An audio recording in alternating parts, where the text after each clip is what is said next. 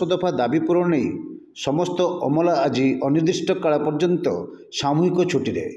ଏହି ଅବସରରେ ଓଡ଼ିଶା ରାଜସ୍ୱ ଅମଲା ସଂଘ ଜିଲ୍ଲା ଶାଖା ପକ୍ଷରୁ ଆଜି ପୂର୍ବାହ୍ନରେ ଜିଲ୍ଲାପାଳଙ୍କ କାର୍ଯ୍ୟାଳୟ ପରିସରରେ ଧାରଣା ଅନୁଷ୍ଠିତ ହୋଇଯାଇଛି।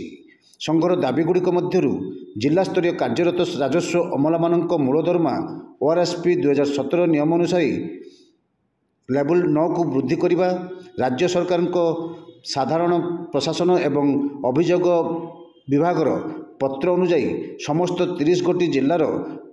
ଜିଲ୍ଲାପାଳଙ୍କ ଦ୍ୱାରା ପ୍ରଦାନ କରାଯାଇଥିବା ତଥ୍ୟକୁ ଆଧାର କରି ନୂତନ ପଦବୀ ସୃଷ୍ଟି ଓ ପଦବୀ ପୁନର୍ଗଠନ କରାଯିବା,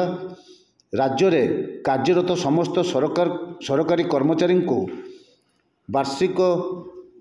20 ଲକ୍ଷ ଟଙ୍କା ପର୍ଯ୍ୟନ୍ତ ସ୍ୱାସ୍ଥ୍ୟ ବୀମା ଲାଗୁ କରିବା, 1990 ମସିହାରେ ଲାଗୁ କରାଯାଇଥିବା ନିୟମ ଅନୁଯାୟୀ ମୃତ ସରକାରୀ କର୍ମଚାରୀଙ୍କ ପରିବାରର ଯେକୌଣସି ଜଣେ ସଦସ୍ୟଙ୍କୁ ଯୋଗ୍ୟତା ଭିତ୍ତିରେ ନିଯୁକ୍ତି ପ୍ରଦାନ କରିବା, ପୁରୁଣା ପେନ୍ସନ୍ ଯୋଜନାରେ ଅନ୍ତର୍ଭୁକ୍ତ କରିବା ଆଦି ପ୍ରମୁଖ ଦାବି କରି ଏହି ଧାରଣା ଓ ଆନ୍ଦୋଳନ କରାଯାଇଛି ବୋଲି ସଂଘ ତରଫରୁ ସୂଚନା ଦିଆଯାଇଛି। ସଂଘର ଜିଲ୍ଲା ସଭାପତି ରୂପକ ଦାସ, ସମ୍ପାଦକ ସ୍ୱସ୍ତିକ ଦାସଙ୍କ ନେତୃତ୍ୱରେ ଏହି ଧାରଣା ଅନୁଷ୍ଠିତ ହୋଇଥିଲା।